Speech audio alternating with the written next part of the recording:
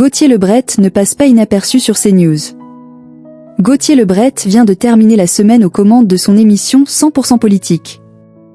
Avant une nouvelle semaine dès le lundi 30 juin 2025 sur CNews, le journaliste a réussi un tour de force en soirée. Gauthier Lebret, l'un des désormais anciens chroniqueurs de Cyril Hanouna dans l'émission On marche sur la tête sur Europe 1, est aux commandes depuis le mois de janvier de la tranche 21h, 23h30 avec l'émission 100% politique sur l'antenne de CNews. Alors que la fin de saison approche pour les chaînes, l'heure est au bilan de cette semaine orageuse et sous haute tension en raison de l'actualité.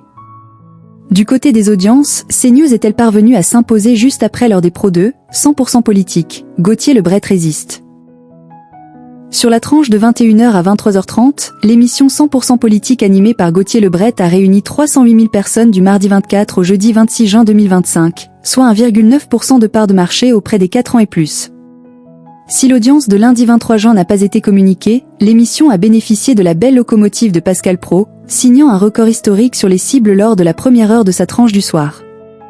Le journaliste, qui a dézingué Pascal Praud en plein direct dans l'heure des pros, a donc conservé sa position de leader face à Darius Rochebin ou encore le tandem Maxime Switek et Perrine Storm.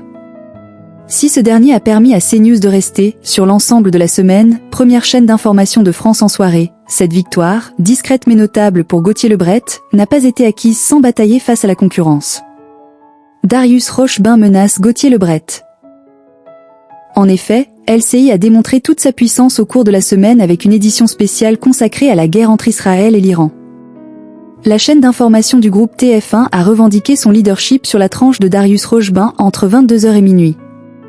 Depuis son arrivée sur le canal 15, LCI s'est montré redoutable et la guerre des audiences promet de s'intensifier à l'approche de la saison 2025/2026. Rappelons que le point noir de CNews reste la deuxième partie de soirée. Sur la tranche 22h, minuit, si la chaîne parvient à tenir la corde face à LCI avec 1,8% de part de marché, elle est désormais talonnée par sa rivale du groupe TF1, qui enregistre 1,6%. Depuis le début de cette escalade de violence au Moyen-Orient, LCI semble même reprendre l'avantage. 100% politique est à retrouver du lundi au vendredi à 21h sur CNews.